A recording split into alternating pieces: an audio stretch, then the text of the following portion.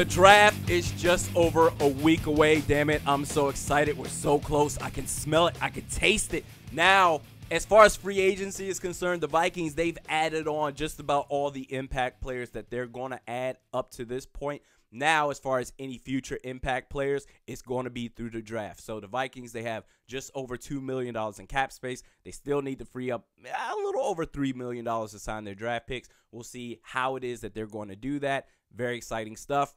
Now, we're going to do, because in week 17, after week 17, I did a state of the roster for the Minnesota Vikings and talking about each position group and the holes that need to be filled out. Well, after free agency, the major part of free agency has passed. Certainly, they can sign on some scrap heap players that can barely make the 90-man roster and then may not even make the 53-man roster, but we'll have to see how that works out.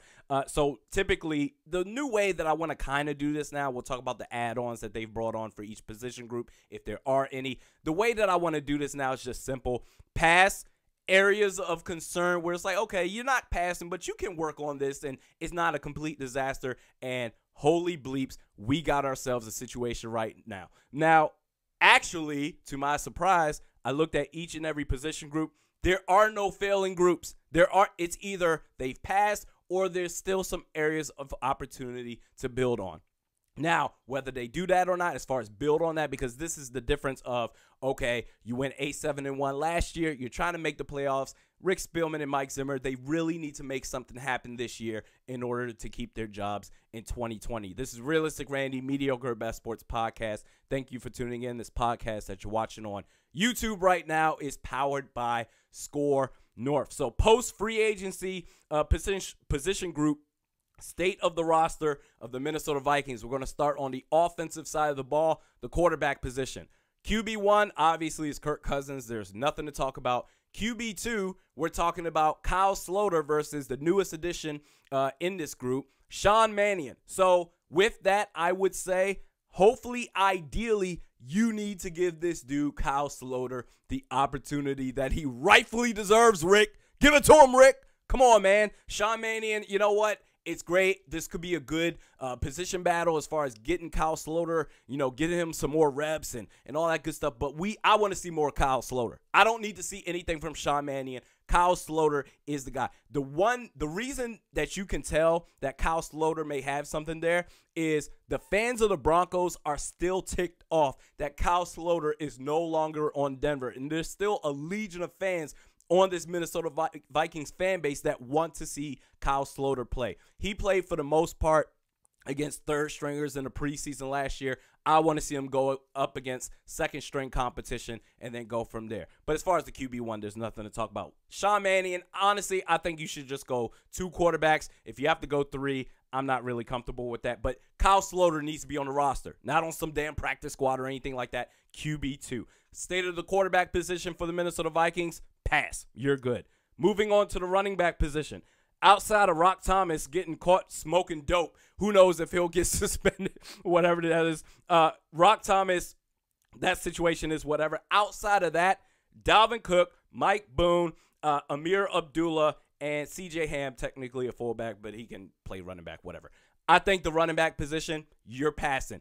I like Mike Boone. Obviously, Dalvin Cook, he's the RB1. Mike Boone, it's time to give this man more opportunities, damn it. He's a strong running back. I like to see him. I like to see him a little bit more. And you know what? Mike Boone can fill in to give Dalvin Cook a little bit of rest because the issue is he does have injury issues, missing some games in his first two seasons in his young NFL career. You need somebody to split the time with to give this dude a rest once in a while. Mike Boone could be that guy. And then for a change of pace back, maybe catch passes out the backfield, you got Amir Abdullah. Running back position, absolutely solid. If you decide to add another running back later in the draft, that's fine with me too. But as far as I'm concerned, Rock Thomas or no Rock Thomas, this running back position is solid.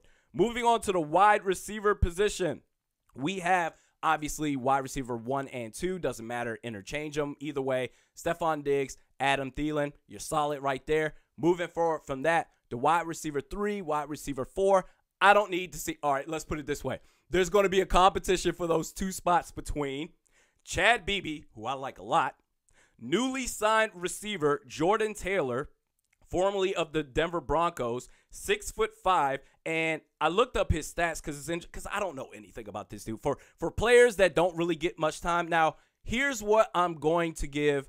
There's a little bit of concern with Jordan Taylor because he had hip surgery last year, so he missed all of the 2018 season. So that's the concern where it's like, as at a wide receiver position where you need explosiveness and speed and all that stuff, can he come back to form like he was in 2017 and 2016 with the limited amount of snaps that he got? We will have to see. But that's a risk that I'm willing to take over some damn Laquan Treadwell for comparison's sake. And you know what's interesting? You can really compare these two dudes, Jordan Taylor and Laquan Treadwell, and the fact that I don't agree with this scenario at all, but I know it's out there. It's very popular. We need a big wide receiver that can complement Diggs and Thielen. We need a big, tall, strong wide receiver that can make plays and all that. I think we just need dudes that can just catch the damn ball, whether you're 6'5" or whether you're 5'10".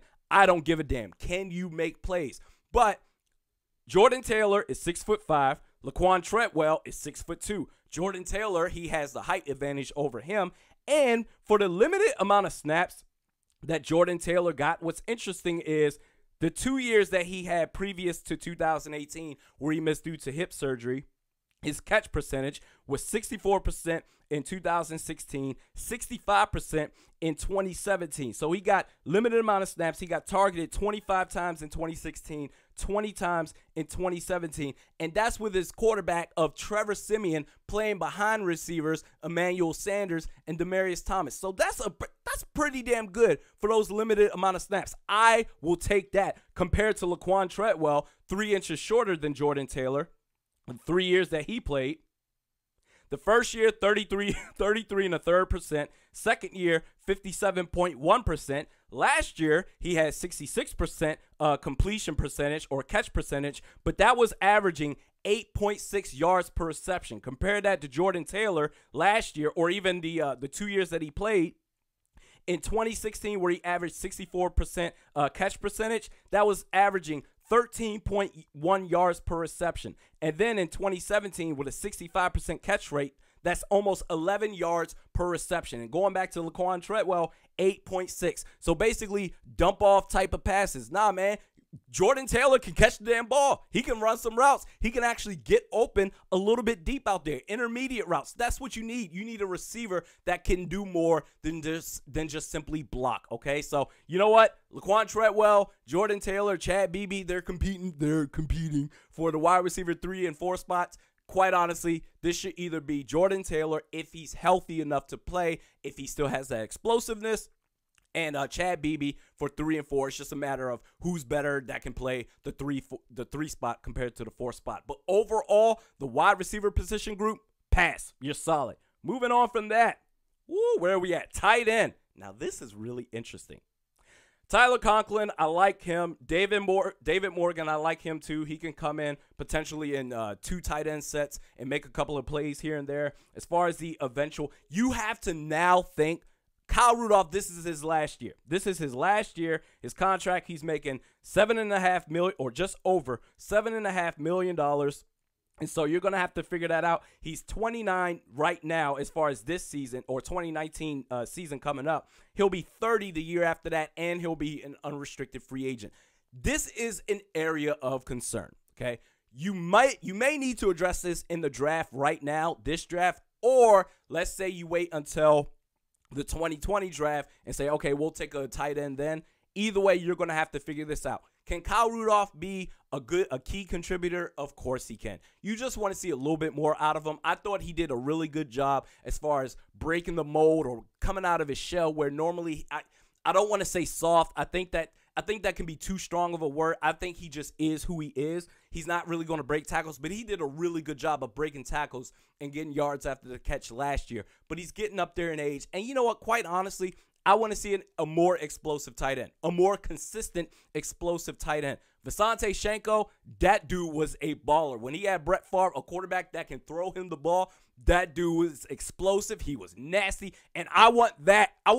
Kyle Rudolph, he's a really good tight end, but he just seems like the aw shucks guy where it's like, you know, he just says the right thing and he respects his opponents.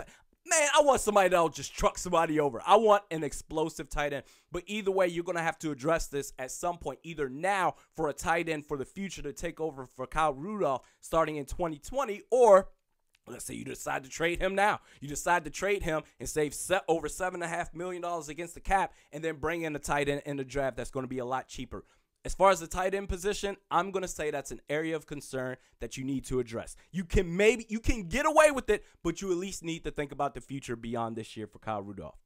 Tight ends, area of concern. You need to work on it. Moving forward from that, who do we have? We're moving on to the offensive line. So let's just get this out the way. This is still an area of concern. Now, for the center position, it's interesting because your two key players there, Pat Elflein and Brett Jones, they can both interchange between center and the guard position. So I think Pat Elflein will bounce back. He didn't really get any training camp. He didn't get any time in the preseason. This dude didn't come back until last year, until week 2. So you know what? I think losing those valuable reps in training camp really hurt him. So I expect him to bounce back. Brett Jones, the time that he played, the limited amount of time that he played last year, I don't remember ever a time saying, wow, Brett Jones, this dude is some trash. This dude is some garbage. So I want to see more of him. But when you're talking about that Brett Jones, this dude came back on, I believe, a 1-year contract.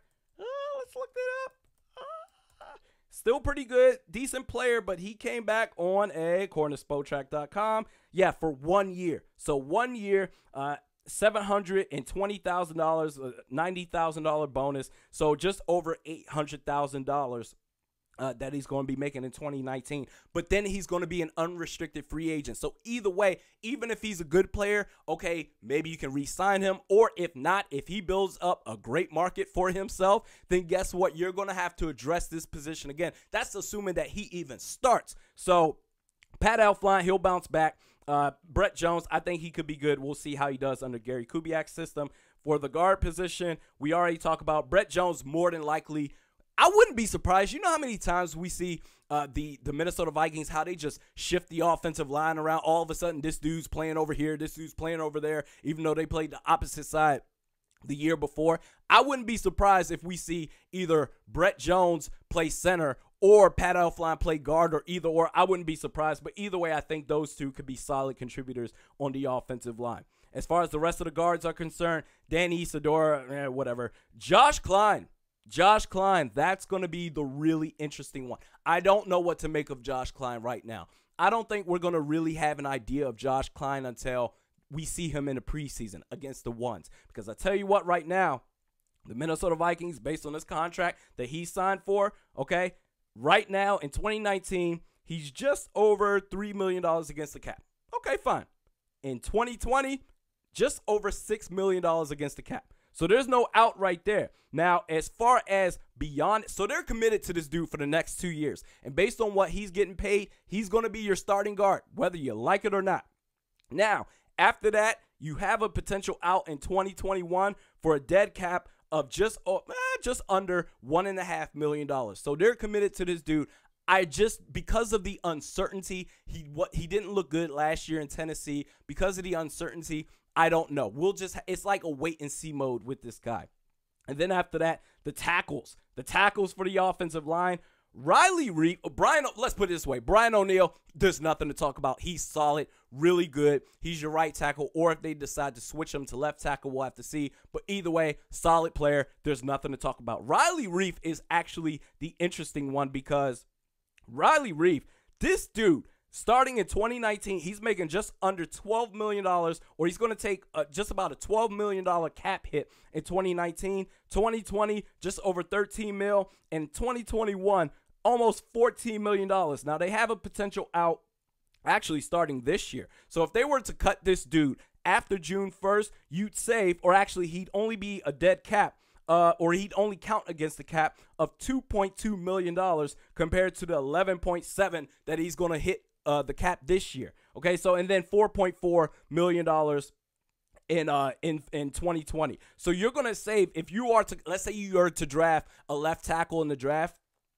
and you replace Riley Reed with this guy, that means you're going to save $9.5 million in 2019. So that's something to look forward to. I wouldn't be surprised if this is a late scratch type of thing, kind of like Alex Boone was. What was that in 2017? Okay, I wouldn't be surprised if we see that. But either way, there's some good things to look forward to. Brett Jones, if they give him the opportunity, he could look okay. Pat Elflein, I expect them to bounce back. And then Josh Klein is a question mark. It's neither this is a disaster or we know he's going to be phenomenal. We just need to wait and see how he does under Gary Kubiak's system. But Brian O'Neill, solid.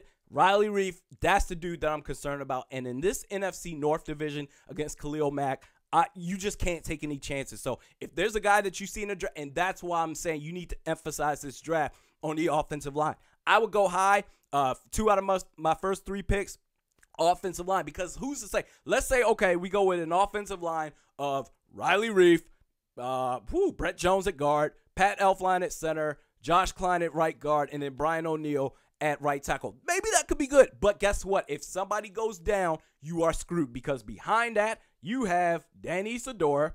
You have newly signed guard Dakota Dozier, who never really got that many opportunities. And then who else they got? You brought back Rashad Hill. Well, he's at tackle. You brought back Rashad Hill. But outside of that, I don't know, man. I think you're in some trouble. So if anything, for depth. And why would you not, especially when you look at Riley Reif's contract, why would you not bring in a cheap-ass rookie who could be better, at least as good as Riley Reif, if not completely better than this dude, for a hell of a lot cheaper? So at least it's not a disaster like it was last year. You're not having a guy play out of position, at least this year, at least for right now, unless they decide we're really going to move with Riley Reif to guard, in which case that would be an absolute disaster. I do not want to see that at all. But at least for right now, you're not having people play out of position. This offensive line at least looks to be okay. And as much as I've said, all you need is an average offensive line, this is at least a positive start to look forward to. The draft, you still need to draft someone on the offensive line high. Now moving forward for the defense. Ooh, this is exciting. Defensive end. This is actually the one position group on the defensive side that I like the most. I think for the most part, the defense is actually defensive tackle. We'll talk about in just a little bit. But defensive end, the edge rushers, this is the group that I'm excited about the most. Everson Griffin, he's here. I would have traded him or cut him. You would have saved a hell of a lot of money, but they decided to bring him back. Okay, fine. But even take that aside, Danielle Hunter, stellar. You've got his Everson Griffin's, well, technically Danielle Hunter's replacement on the left end, Stephen Weatherly, very solid last year. I loved what I saw from him. Danielle Hunter, ideally, moving forward, would be the replacement of Everson Griffin on the right side. Ifedi Odenigbo, last year during the preseason, was it the preseason? Anyway, the time that I saw him last year during the preseason, whatever that was, I'm like, man, this dude, he can make some plays. I want to see more of Ifedi Odenigbo. Then they released him. They just cut him. And I think he ended up going to the Browns, and then he ended up coming back to the Vikings. I'm like, man, you should have never let him go in the first place. I think this dude could be a heck of a player if he gets the opportunities. And then we talked about Stephen Weatherly. Hercules Matafa. I hope I'm saying this dude's name right. Normally, during training camp or during the offseason, I really don't care about players that not players that I've never heard of, but players that probably aren't going to be getting a significant amount of PT, but dudes that maybe can fill in rotationally once in a while, whatever. I don't really care. The Vikings really like this dude, and unfortunately, he suffered a torn ACL. He was, a rookie last year. The Vikings really, really like this dude. So now he's coming back. How is he going to look after recovering from his torn ACL? He's actually Kyle Sloter and what's this dude's name? Jordan Taylor, and also Hercules Matafa. I want to see those dudes in the preseason. I'm really interested to see but I think honestly on the edge rusher side, the defensive end, A++. I think you're good, Everson Griffin or no Everson Griffin. Now defensive tackle. I think we got something to worry about. I'm going to say areas of concern. Not going to panic. Just an area. I don't think there's any position group where it's like, oh, we're really screwed. But I'm going to say it is an area of concern because of this. Linval Joseph, great player. He's 30 years old. He's going to keep aging. He's not going to get any younger, but he's still going to be a damn good player this year. After that, you've got Shamar Stephen to replace Sheldon Richardson. Sheldon Richardson is a huge loss for me personally. I think now you're going to be really relying on the second and third level of the defense to really step up, because Sheldon Richardson took away a lot of the deficiencies from those levels, but we'll have to see how that works out in the draft. You're going to have to think about this either, because as far as the nose tackle is concerned, Linval Joseph, he's getting up there in age. And Shamar Stephen, I like him as a rotational player. He did do well as far as playing significant time. I believe, what was this, in 2017? But you know what? I think you just need to address this at some point in the draft for the future. So defensive tackle, I'm a little bit concerned about that. Behind that, Jalen Holmes, okay. I mean, we'll see. Jaleel Johnson, I'm not really convinced. I want to see a little bit more there. Area of concern, not to panic, but I think this could be something that we'll be looking at saying, we could use some improvements there. Linebacker, they brought back Anthony Barr. I'm not even going to say anything. Like, all those people that came after me about my critique or my criticism about Anthony Barr, okay, don't worry. I'm not going to say anything. You better hope this dude plays well. He better play well, because if he doesn't, I already have this idea in mind. If he doesn't play well, if this dude ends up looking like he always do, I'm going to do a James Harden compilation. You remember James Harden? He was criticized for not playing defense. People are like, what are you talking about? And somebody out there put a YouTube video of him and his lack of defense. Now, since then, he's been okay on the defensive side of the ball. Definitely not as bad as the past. But guess what? If Anthony Barr looks anything like he has the last 4 years or 3 or 4 years, well, he's made Pro Bowl every single year. Yeah, whatever. I already have an idea of what I'm going to do with that. But Anthony Barr, he's whatever. He can make plays. He can be damn good when he channels his energy. I don't know if he'll do it. We'll have to see. After that, still got Eric Kendricks. Had a down year last year. He'll bounce back. Ideally, he'll bounce back. Very good in coverage. Can play in the run. Actually, a sneaky good pass rusher in certain situations as well. Ben Gideon, he's there. Solid player. Not somebody you want to rely on a starter linebacker basis. But when you're running a lot of nickel sets, you're not even going to have 3 linebackers out there a lot anyway. Eric Kendricks and Anthony Barr will hold it down. Eric Wilson, I like a lot. So at least for right now, you might need to look at adding a linebacker in the draft at some point. I don't think the linebacker should be now, if the linebacker play is similar to what it was last year, then it's time to panic. They need to step up because, again, Shamar Stephen is replacing Sheldon Richardson. He's not Sheldon Richardson, so now you really need your linebacker play to play well. You can't have what you had in 2018 and 2019. They're both going to have to step up. After that, cornerbacks. Cornerbacks. Now, that's an area of concern, and here's why.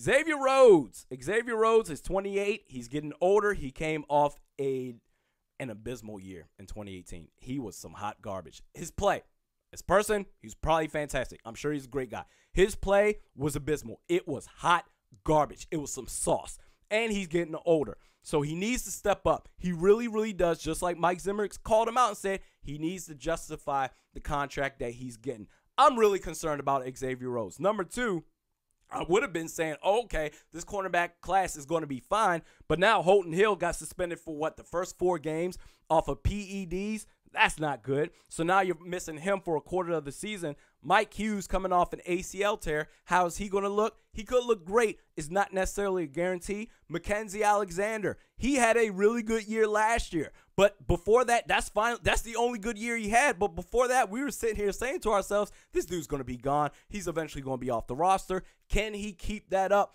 from 2018 into 2019? Still a question mark. He did good. We just need to see it again. This is how the NFL works. You need to keep it rolling, okay? And then Trey Waynes, who's to say they're not going to trade him, okay? Who's to say they're not going to trade him to free up some cap space to be able to sign their draft picks this year? So I think it's a little bit of areas of concern there.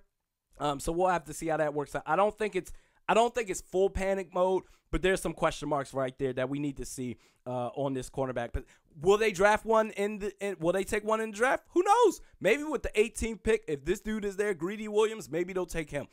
Mike Zimmer, Rick Spielman, they love cornerbacks. Wouldn't be surprised. I think it's a little bit of an area of concern, though. And then safety position, you've got Anthony Harris. You've got Harrison Smith. Nothing to talk about. And then you got J. Rock. Now, what's interesting is Anthony Harris signed his tender on Monday. So this podcast will be out on Tuesday, but on Monday he signed it, so he will be on the roster. That's some good stuff. And then for depth, you've got J-Ron Curse. I think you're fine. I think you're absolutely fine. Passing grade on the safety position. Then on special teams, the only one that we even need to talk about right now is the place kicker, and that is going to be Dan Bailey. You know what? I'm always concerned about the kicker. I'm always concerned. No matter what kicker comes in outside of Kai Forbath, the disrespect that they showed this man after performing and putting on a clutch-ass kick in the divisional round against the Saints, a 53-yarder with, a minute and a half left, whatever that was some straight BS what they did to that man. But anyway, it doesn't matter. Outside of him, whoever they bring in, I'm always concerned. Now, what's that special teams coach that's gone now? I can't think of his name. But anyway, he's gone now, so maybe that's something to look forward to, but I'm always concerned about the kicker. Just make some damn kicks. I'm sick of stressing out about kicks, man. So anyway, overall, this roster, I think this roster overall, I would give it a solid B. The offensive line, the cornerbacks, and I think that's pretty much it. I think that's it. Everybody else I'm pretty confident about. We're going to have to see. You still need to build up those two position groups, offensive line and cornerbacks. Will they do it in the draft? I know they'll address the cornerbacks. I know they're going to do that. The offensive line, they'll technically address it, but when are they going to address it? Is it going to be in the high rounds where you get quality players, or are they going to go cheap and say, we'll just take a bunch of cornerbacks and then we'll take offensive line later in the 4th and 5th round? I don't think they'll do that because the Vikings Nation will riot. But again, this offensive line could be solid as it is right now, but you need depth behind that. We've seen that time again. This is the NFL. Dudes are going to get hurt. You need to prepare for that. And the golden opportunity right there is Riley Reef. If you release him after June 1st, we're talking about saving, as far as right now in 2019, you're talking about saving $9.5 million against the cap. That is huge right there for a dude that could be just as good, if not better, for a much cheaper price. We do this twice a week. Realistic Randy, Mediokr Best Sports Podcast. You can catch the Saturdays podcast on YouTube. Just search Realistic Randy. You can search me on Twitter at @realistic_Randy. Facebook at Realistic Randy. We will see you on Saturday.